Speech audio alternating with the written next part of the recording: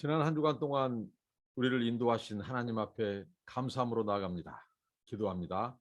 하나님 아버지, 지난밤도 단잠을 자게 하시고 이 아침도 눈을 뜨게 해주셔서 감사합니다. 한 주간 동안 베푸신 은혜와 사랑을 기억하면서 하나님께 감사와 영광을 돌려드리는 이날 되게 하옵소서. 예수님 이름으로 기도하옵나이다. 아멘. 찬송가 550장입니다. 시온의 영광이 빛나는 아침입니다. 찬송가 550장 시온의 영광이 빛나는 아침 부릅니다. 시온의 영광이 빛나는 아침, 어둡던 이 땅이 밝아오네. 슬픔과 애통이 기쁨이 되니 시온의 영광이 비춰오네. 시온의 영광이 빛나는 아침, 메었던 종들이 돌아오네. 오래전 선지자 꿈꾸던 복을 만민이 다 같이 누리겠네. 보아라, 광야에 화초가 피고 말랐던 시냇물 흘러오네. 이 산과 저 산이 마주쳐 울려 주의 순종을 찬송하네.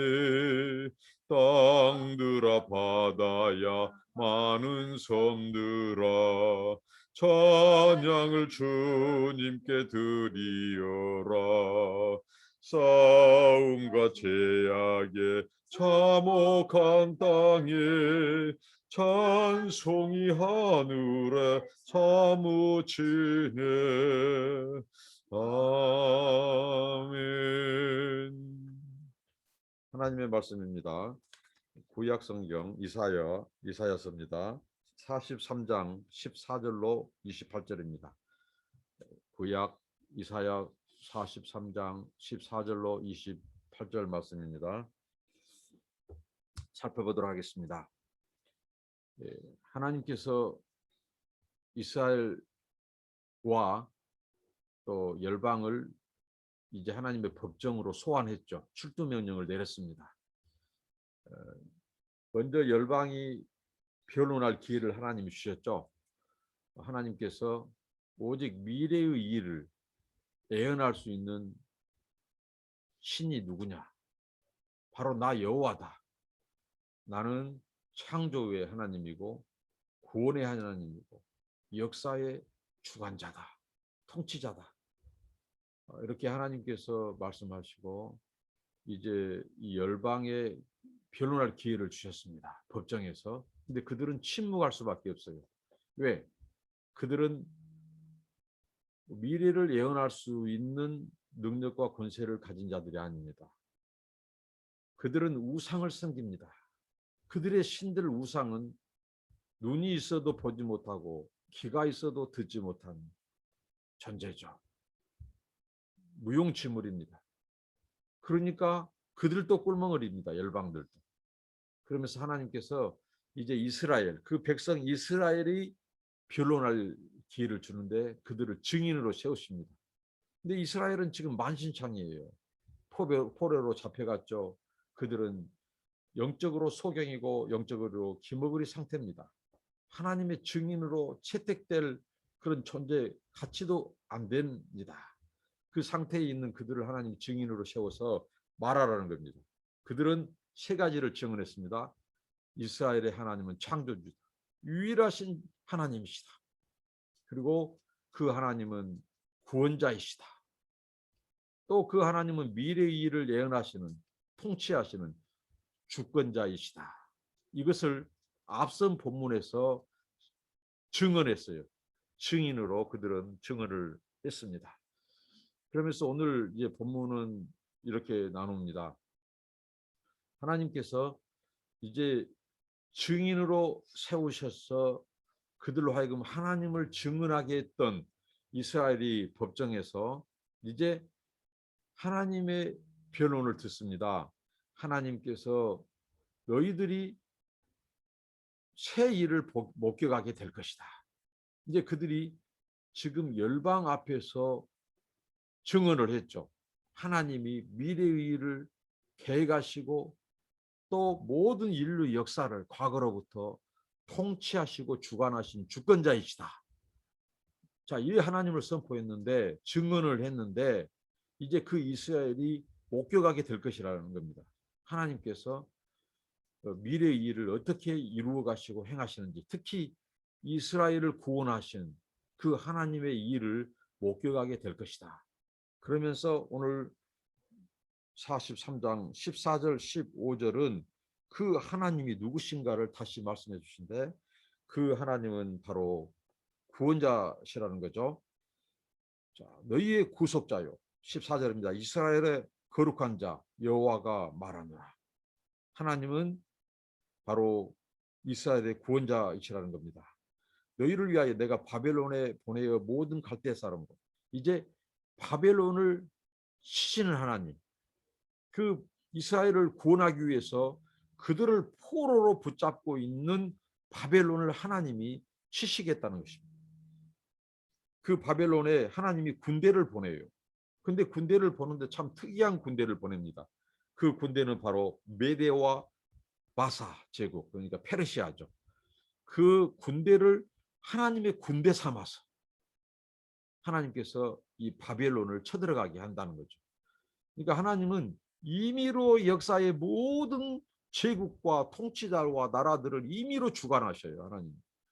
자, 이스라엘 백성들이 범죄했을 때 바벨론을 군대 삼아서 이스라엘 백성들을 대적하고 치셨습니다. 그 포로로 끌어가게 했어요. 근데 이제 70년 그 하나님의 복역의 때, 약속의 때가 이제 됐습니다. 근데 바벨론은 그 백성들을 놓지 않아요. 교만했어요.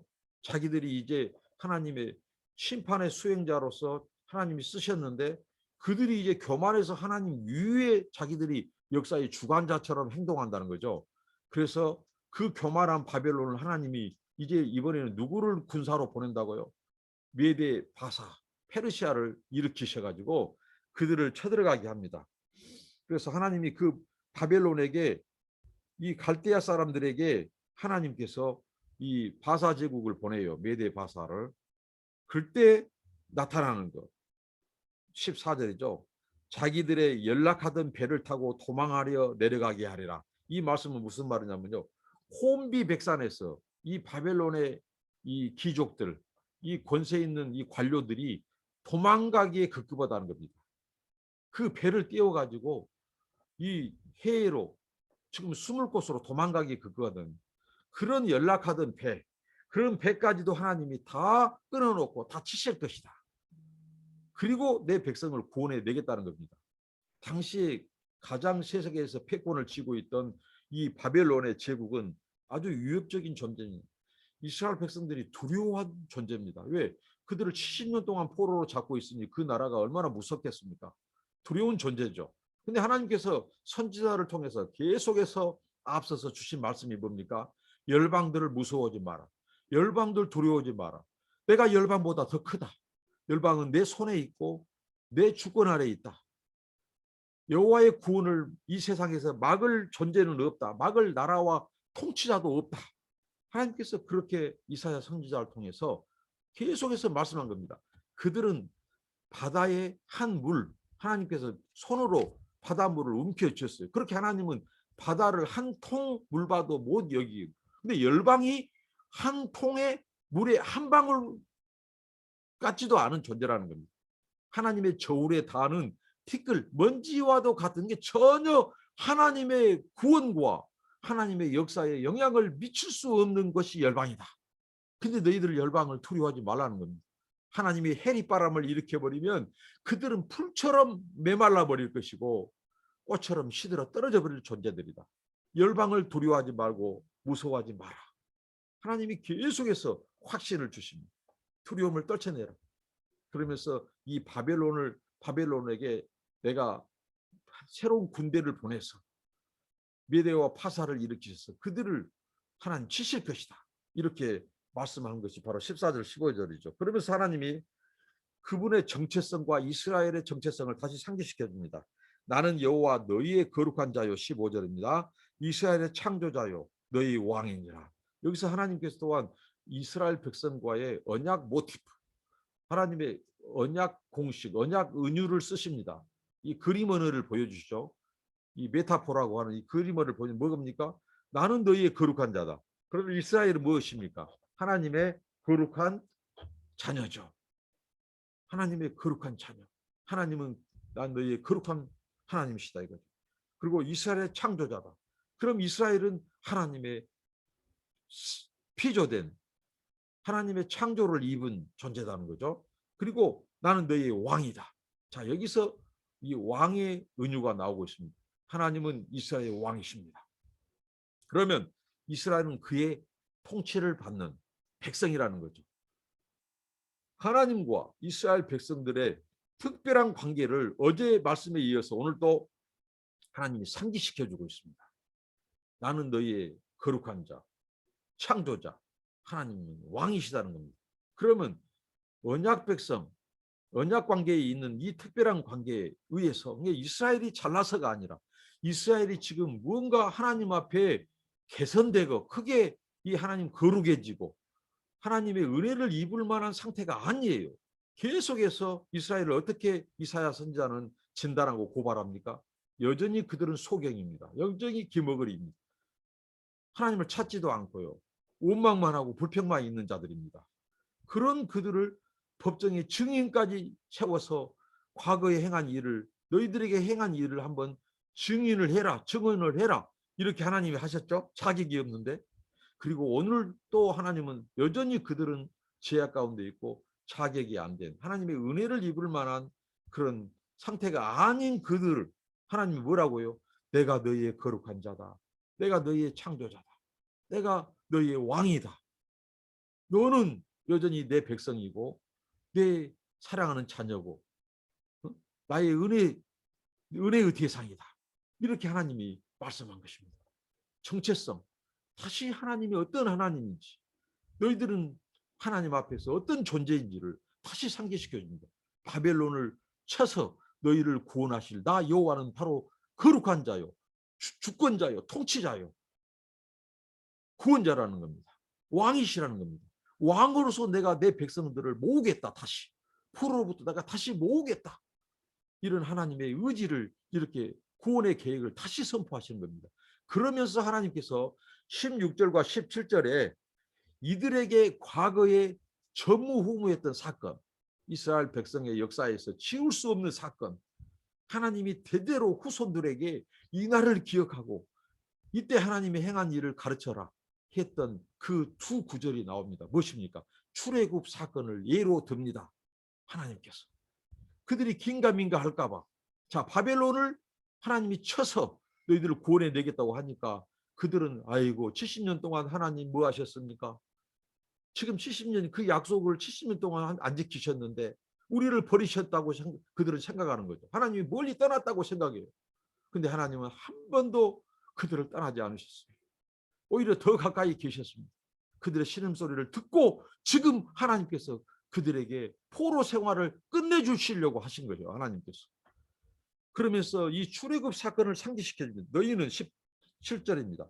병거와 말과 군대, 이 16절이죠. 바다 가운데 길을 큰 물 가운데 첩경을 내고 병거와 말과 군대의 용사를 이끌어내어서 그들로 일시에 엎드려져 일지 못하고 소멸하기를 꺼져가는 등불 같게 한다. 여호와가 말하노라.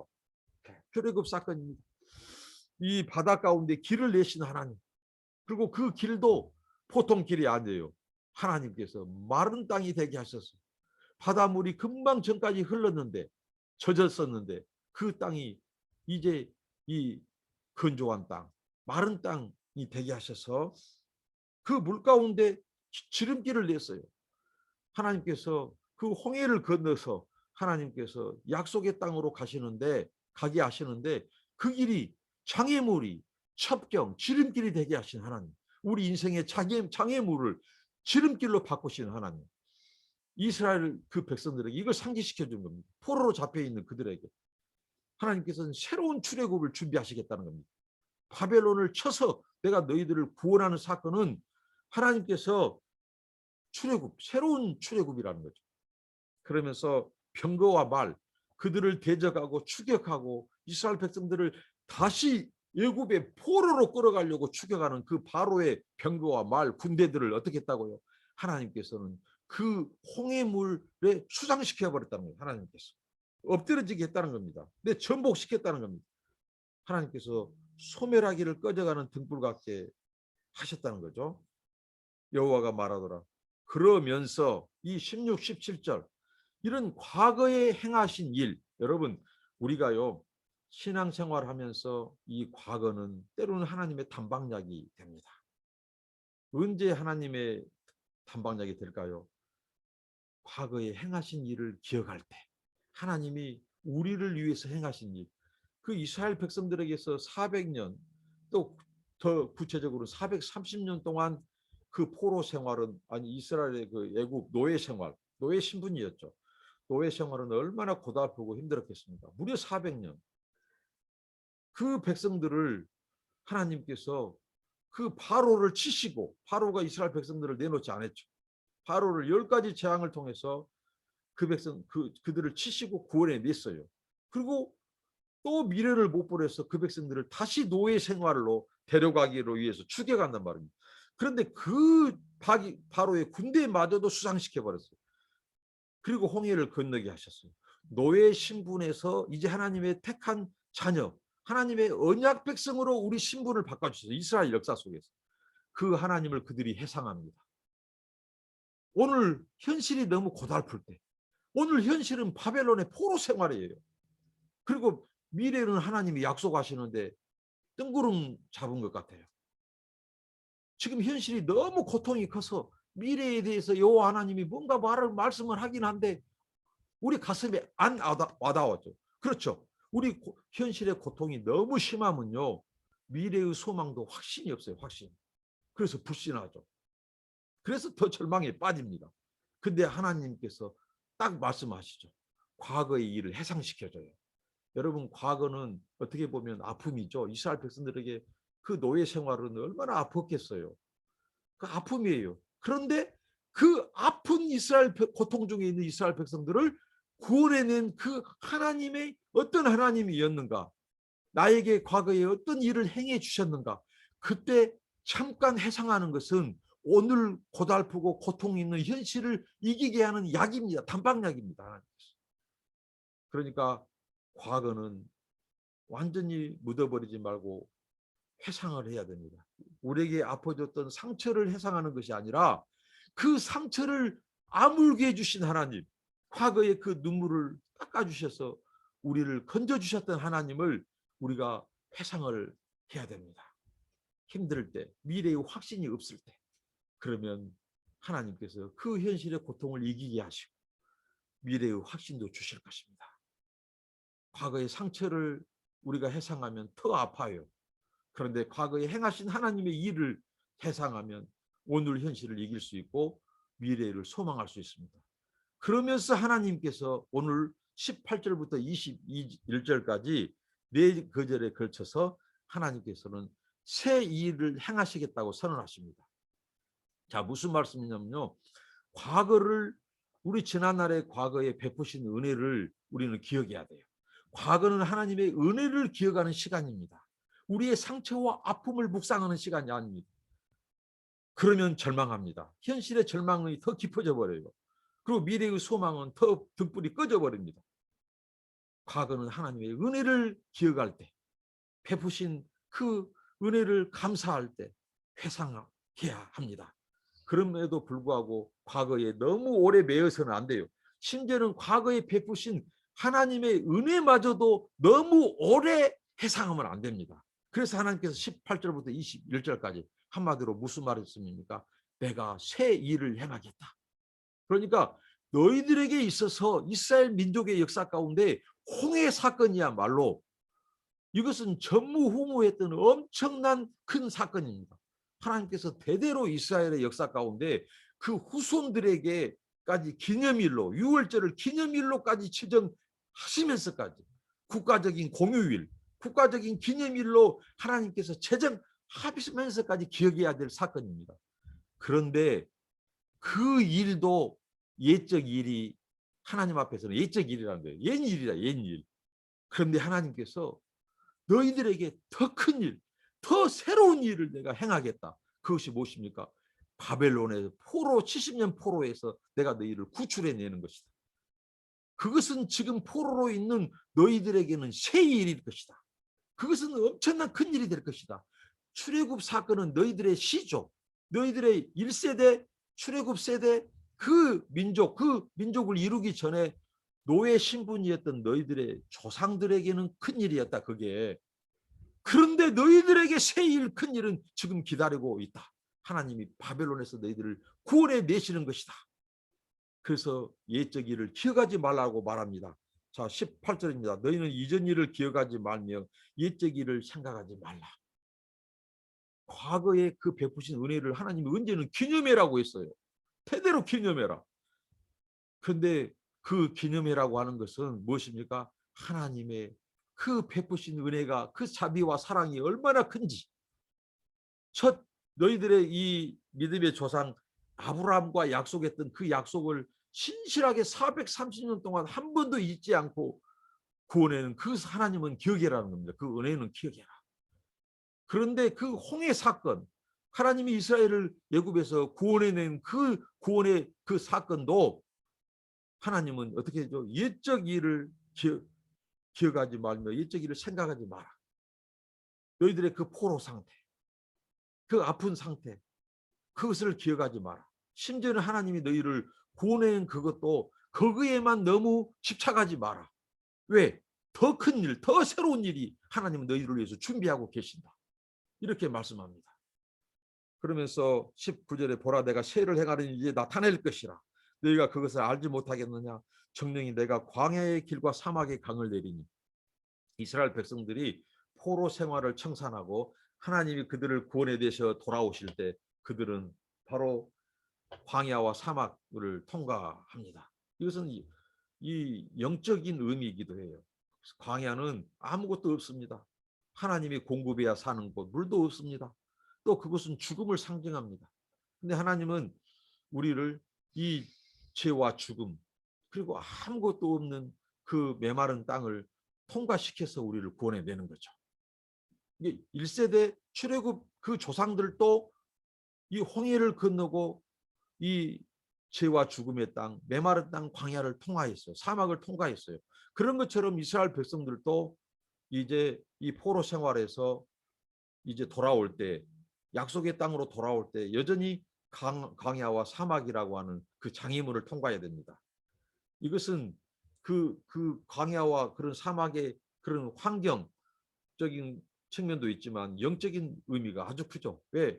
이들이 포로에서 돌아올 때는 직접적으로 광야와 사막은 통과하지 않고 하나님이 우회에서 그들을 인도했습니다. 그러나 전체적으로 볼 때 광야와 사막이 그들에게 버티고 있었고, 이것은 영적으로 이스라엘 백성들이 어떤 존재입니까? 영적인 소경, 또 기머거리, 흑암에 갇힌 자, 감옥에 갇힌 자, 그들을 구원해내는 것은 광야와 사막을 하나님께서 통과함으로써 그 일을 더 이루신 거죠. 이 광야는 물이 없습니다. 그래서 20절 장차, 그래서 하나님께서 19절에 사막에 강을 내겠다. 광야에 길을 내겠다. 그러니까 모든 그들의 장애물을 하나님이 다 없앤다는 거죠. 이스라엘 백성들에게는 요구했죠. 시온의 왕이 전속력으로 마차를 타고 너희들을 구출해내러 가는 그 길은 평탄케 해라.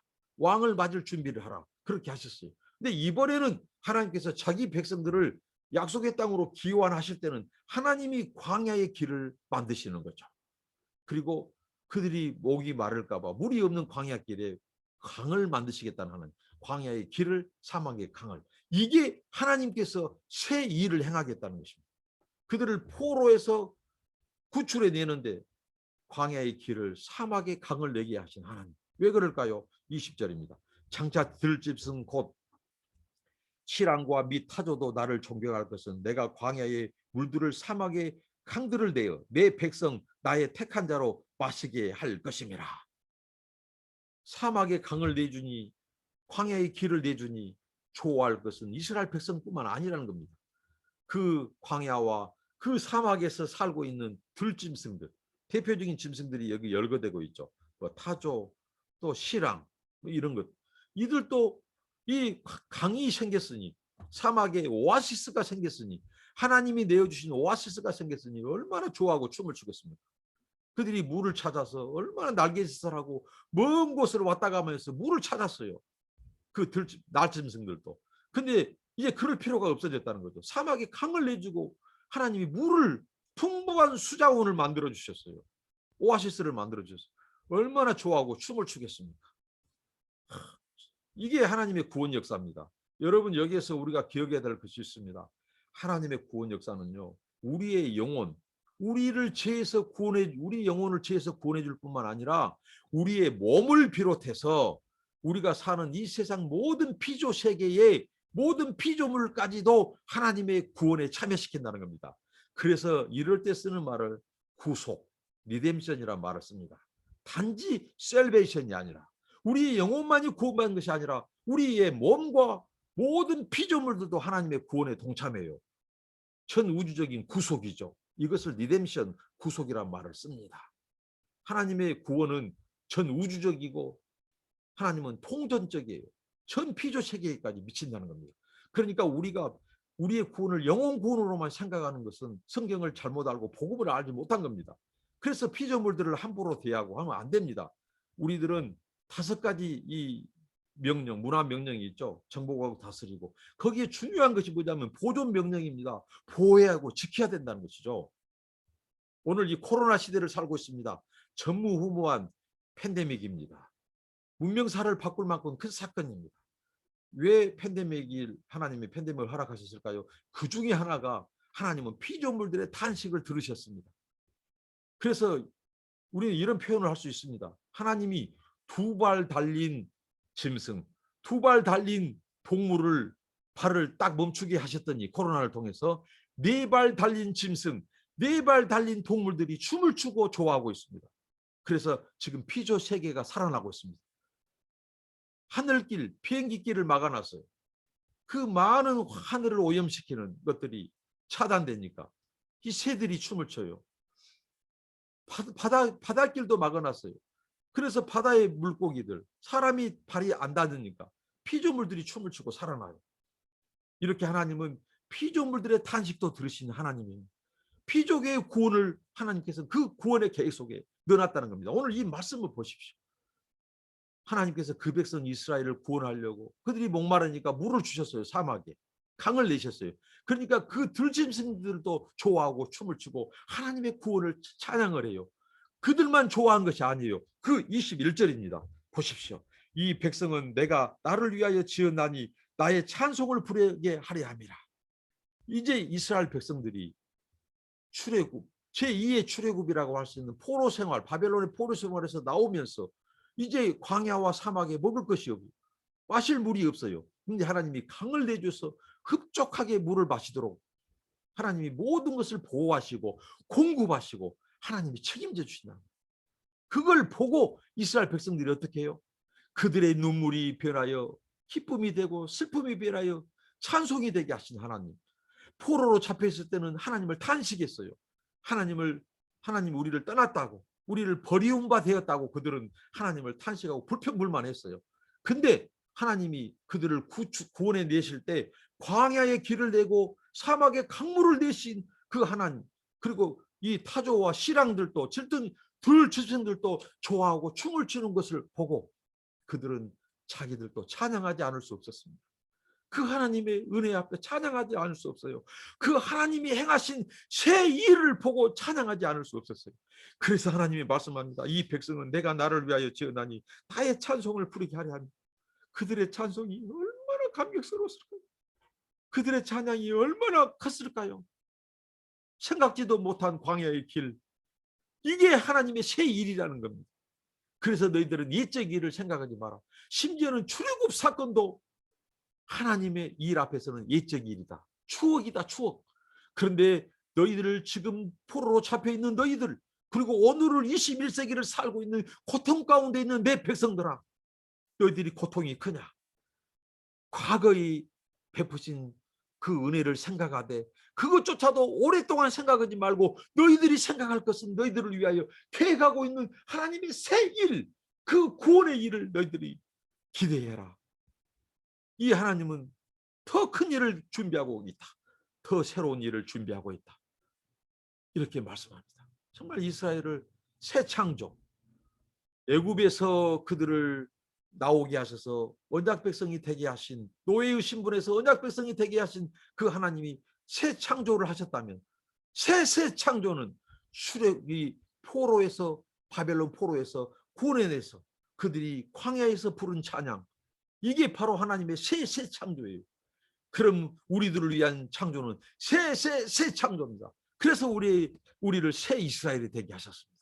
그리고 우리를 통해서 하나님께서 열방들에게 하나님의 이 새 일을, 이 구원의 일을 선포해서 그들이 열방이 우리를 통해서 돌아온다면 그것은 정말 새로운 일이고 새 창조가 될 것입니다. 얼마나 하나님 은혜가 놀랍습니까? 그러면서 오늘 22절부터 28절까지는 하나님께서 이스라엘을 구원해 내는데, 하나님의 백성을 구원해 내는데 새 일을 행하시는데 무엇이 이들을 구원해 낸다고요? 오직 하나, 하나님의 은혜와 자비라고 하는 사실입니다. 저는 이 말씀을 묵상하면서 하나님의 은혜와 자비 앞에 또 눈물을 흘리지 않을 수 없었습니다. 여전히 하나님은 새 일을 행하신다고 하는데 이스라엘 백성들이 처한 형편은 어떤 상태입니까? 아직은 포로 상태입니다. 그리고 그들은 구원받을 자격이 전혀 없는 상태예요. 어떤 상태이냐 보십시오. 22절부터 보면요. 야곱아, 그러나 야곱아, 너는 나를 부르지 아니하였고 이스라엘아, 너는 나를 괴로워하였다. 23절에 내 번제의 양을 내게로 가져오지 아니하였고 네 제물로 나를 공경하지 아니하였다. 나는 애물로 인하여 너를 수고롭게 아니었고 유향으로 너희를 괴롭게 하지 아니하였다.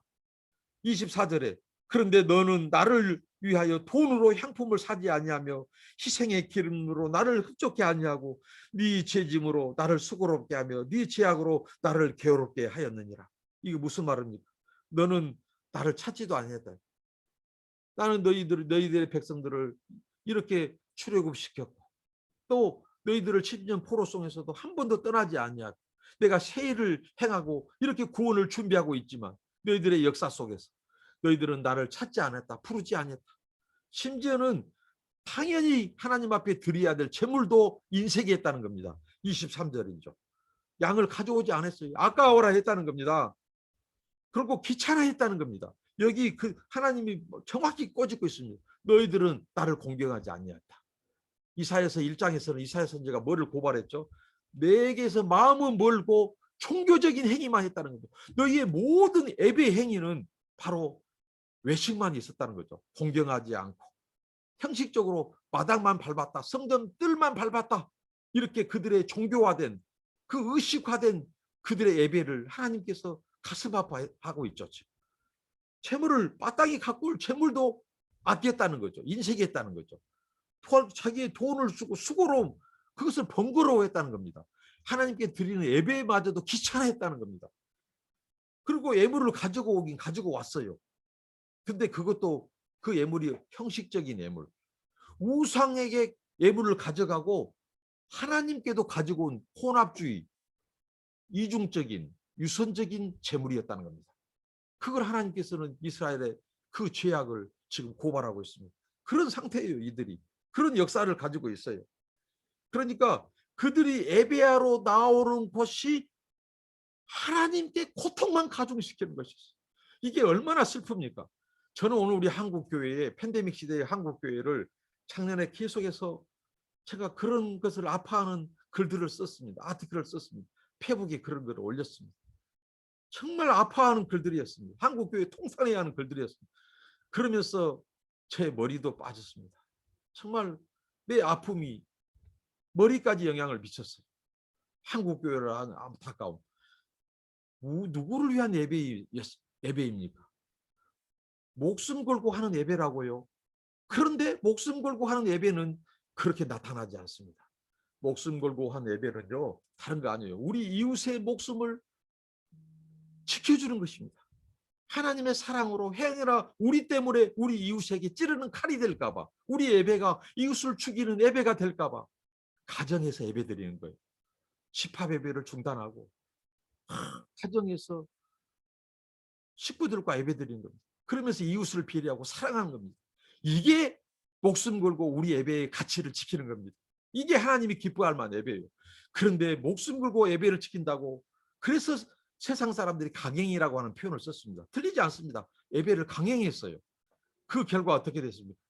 교회에서 많은 확진자가 생겼습니다. 심지어는 강화문에서까지 군중 집회를, 천국에서 사람들을 모아다가 예배를 강행해서 그 뒤로 슈퍼 확진, 이 신천지 못지않은 슈퍼 확진자가 됐습니다. 누가요? 교회가요.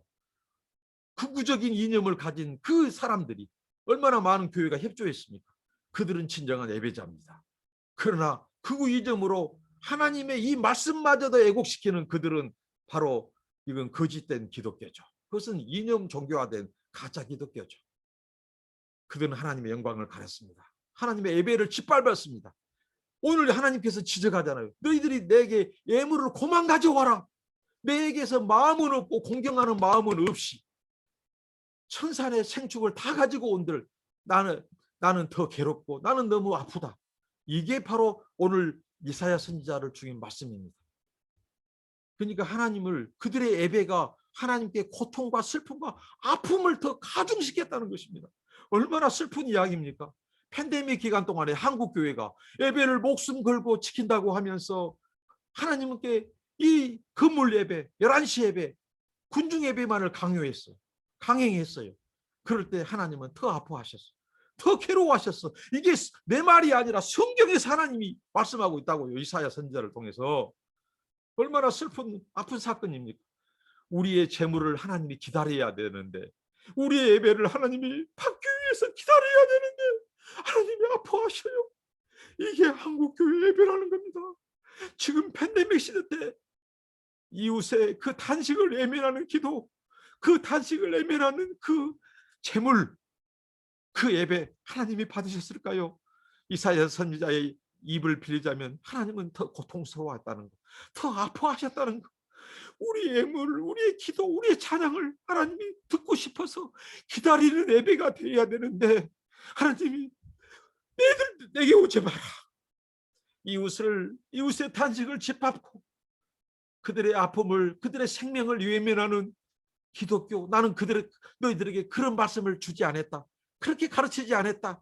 내가 예배를 그게 성령과 진리로, 신령과 진정으로 드린 예배라고 너희들에게 말하지 아니했다. 그런데 너희들은 내 뜻을 짓밟고 있다. 내 예배를 지금 유린하고 있다. 하나님이 그렇게 말씀하신 것으로 저는 들었습니다.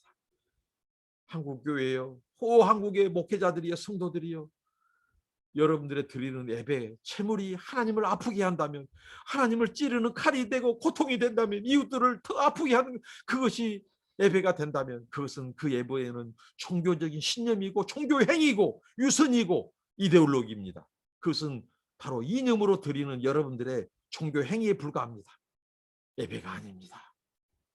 하나님의 말씀, 이게 하나님의 말씀입니다. 보십시오. 24절, 너는 나를 위하여 돈으로 향품을 사지 아니하며 희생의 기름으로 흡족히 아니하였다. 오히려 채찜으로 나를 수고롭게 하여 너희들의 죄로 인하여 나를 괴롭게 했다.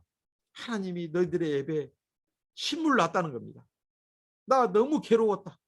너무 괴로웠다. 마음은 내게 없고 형식으로 재물만 가지고 오고, 그것도 아까운 마음으로 가지고 오고, 전심으로 드리지 않고 또 돌아가서는 여전히 우상에게 또 그 재물을 가지고 가고, 이런 이중적이고 가식적인, 내게 예배는 목숨 걸고 온다고 하면서 세상에 돌아가서는 세상을 더 사랑해버려. 쾌락을 추구하고 정욕을 추구하고 못된 짓 다 하고, 그러면서도 예배 말로는 그 종교적인 그 용어를 쓴다는 거죠. 복음 예배 복음 통일. 그러나 가장 통일을 반역하는 그런 말들은 많이 하고, 우리 민족, 우리나라를 저주하고, 이게 예배입니까? 정말 하나님을 탄식하는 거죠. 오늘 하나님 지금 탄식하고 있어요. 그러니까 이사야 선지자가 말을 한 이유는, 이 메시지를 전한 것은 다른 거 없어요. 이스라엘은 너희들이 자객이 되어서 내가 너희를 구원하려고 한 거 아니다는 거죠. 결국은 하나님의 명예 때문에요. 하나님의 약속 때문이에요. 하나님이 약속하신 그 언약 때문에 그렇다고요. 그리고 이스라엘을 보존해서 장차 인류를 구원할, 더 많은 그 죄인들을 구원할 하나님의 그 인류를 향한 그 불타는 사랑, 모든 민족을 향한 불타는 사랑 때문에, 그분의 그 약속, 그분의 명예, 그분의 이름 때문에, 그분의 나라 때문에 하나님께서 내가 이스라엘 너희들을 지금 포로에서 건져내겠다는 겁니다. 너희들이 잘나서가 아니에요. 너희들은 어떤 역사를 가진 민족이다고요? 너희들의 행위가 오히려 예배마저도 하나님을 아프게 한 민족이다. 너희들은 나의 은혜를 입을 자격이 안 된다. 그런데 그 하나님의 헤세드, 그 은혜, 그 사랑, 자비, 온 세상을 향한 그 아버지 하나님의 그 명예, 그분의 공의의 속성, 그분의 사랑의 속성 때문에 내가 이 너희들을 구원한다는 겁니다. 이게 지금 힘줘서 강조하고 있습니다.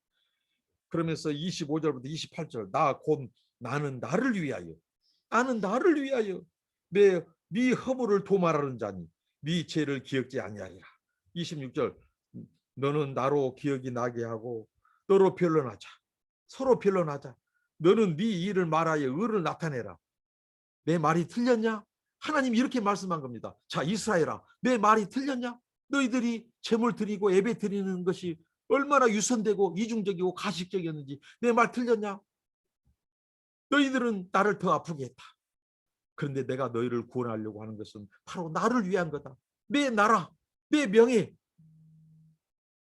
하나님은 자기 영광을 위해서 한국교회를 버리지 않는 거예요. 이미 한국교회 몇 번이고 하나님께서는 우리 한국교회에 행한 행실, 죄, 얼마나 음란하고 돈을 사랑하고 세상에 빛과 되고 소금이 되지 못하고, 빛이 되고 소금이 되지 못하고 짓밟히고 하나님의 영광을 얼마나 많이 가리고 있습니까? 그럼에도 불구하고 하나님이 한국교회 보존하고 버리지 않은 것은 그분의 영광 때문에 그래요. 그분의 하나님의 나라 때문에 그래요. 아직도 구원받아야 될 하나님의 잃어버린 백성 때문에 그래요.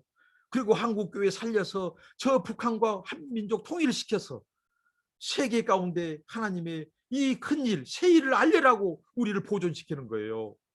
그걸 잊지 말아야 됩니다. 우리를 보고 몇 번이고 하나님은 진노를 쏟아야 돼요.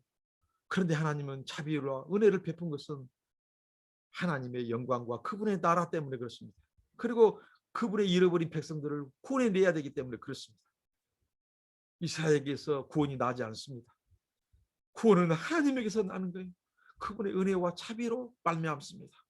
이게 오늘 이사야 선지자를 통한 메시지입니다. 너 변론해봐라. 한번 증거를 대봐라. 증거를. 너희 민족의 역사 가운데 하나님 앞에 의로웠던 적이 언제 있었는지, 이게 지금 26절입니다. 한번 변론해봐라. 법정에서 이스라엘에게 기회를 주는 겁니다. 한번 대봐라. 너희들이 언제 하나님 앞에 의로울 때가 있었는가? 죄악으로 점철된 역사, 반역의 역사, 배도의 역사, 하나님의 언약을 먼저 깨뜨린 역사, 그것을 이사야 선지자는 지금 고발하고 있습니다. 그러면서 27절, 28절을 말씀합니다. 네 시조가 범죄하였고 너의 교사들이 나를 배역하였나니. 28절, 그러므로 내가 성소의 어른들로 욕을 보게 하며 야곱으로 저주를 입게 하여 이스라엘로 피방거리가 되게 하리라. 그러니까 하나님은 이스라엘의 과거사를 딱 한마디로 말해줍니다. 이스라엘의 과거사는 반역의 역사다. 나 여호와를 배반하는 역사였다.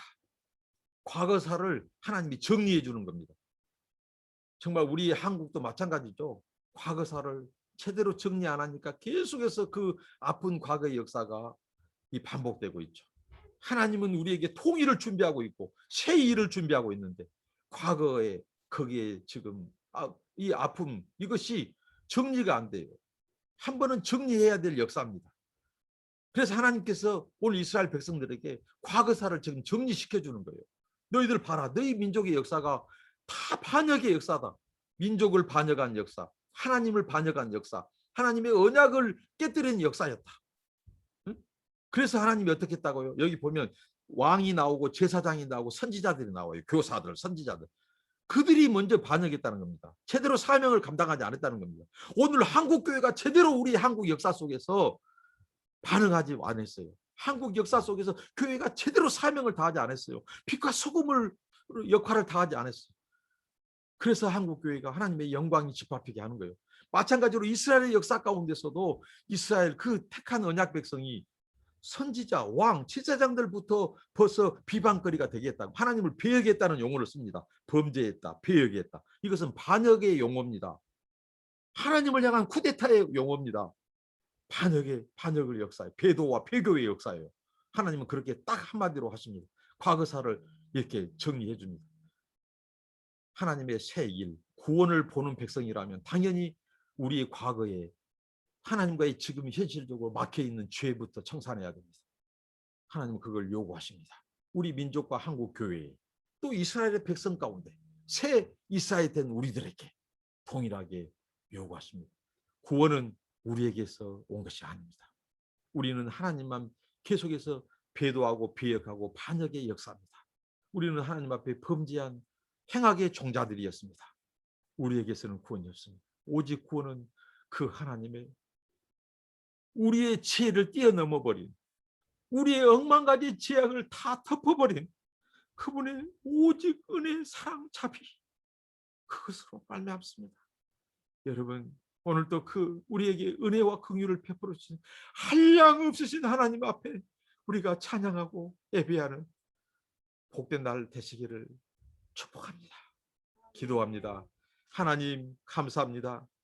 구원받을 자격도 은혜 받을 아무것도 없는 죄인들을 또 이스라엘을 구원해 주신 하나님, 모든 영광을 받아주시고 이제 열방 가운데 우리가 하나님의 구원, 새 일을 알리는 하나님의 구원의 전령사들을 축복의 통로, 구원의 통로들이 되게 하옵소서.